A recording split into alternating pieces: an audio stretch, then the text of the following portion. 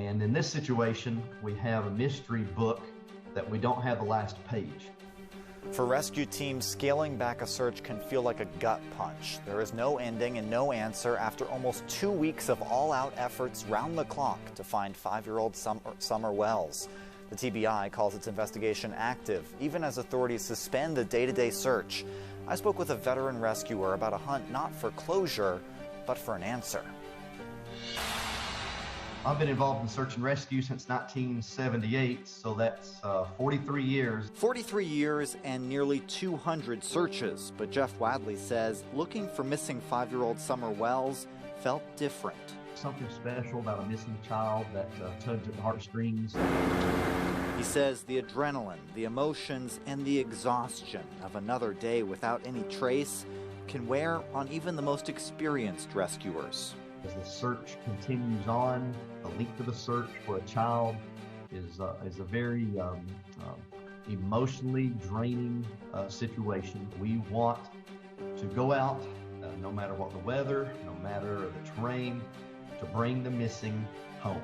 When authorities in charge of the search announced this weekend they plan to scale back active operations, Wadley added Summer's name to a somber mental list. When you're in search and rescue, you know exactly how many that you've had to walk away from. My very first one is David Clayton Warner, back in the early 1980s. Then we have Michael Heron in Blount County, a lady up in La Follette on Norris Lake that we still can't find her. His mental log of the missing is as certain as the fact that finding Summer likely won't bring closure. Several years ago, I stopped using that word because I don't feel like that the searchers can actually bring closure. We can bring an answer. An answer that hopefully allows the family of this little girl and her community to find peace. In all, more than 100 agencies contributed to the search effort. As of this weekend, they had covered more than 4.5 square miles around Summer's home.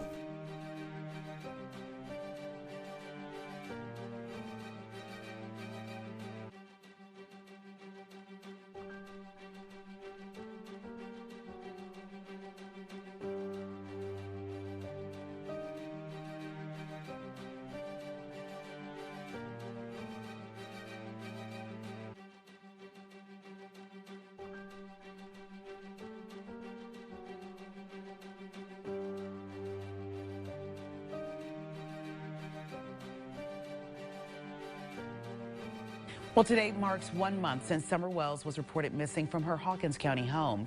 We've been following this case since Summer disappeared back on June 15th from the Beach Creek community. The Tennessee Bureau of Investigation says more than 935 tips have come in so far, but none have led authorities to the 5-year-old. Hawkins County Sheriff Ronnie Lawson giving an update on the status of the investigation so far. Right now, everything is still on the table. We're still trying to find out what happened to Summer.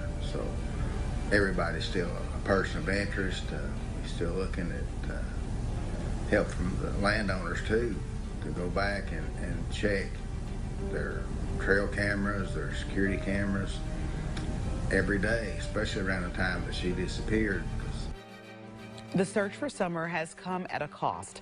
Dozens of agencies have helped participate, which has some leaders in Hawkins County concerned about how to fund the Sheriff's Department and other departments as search efforts have scaled back.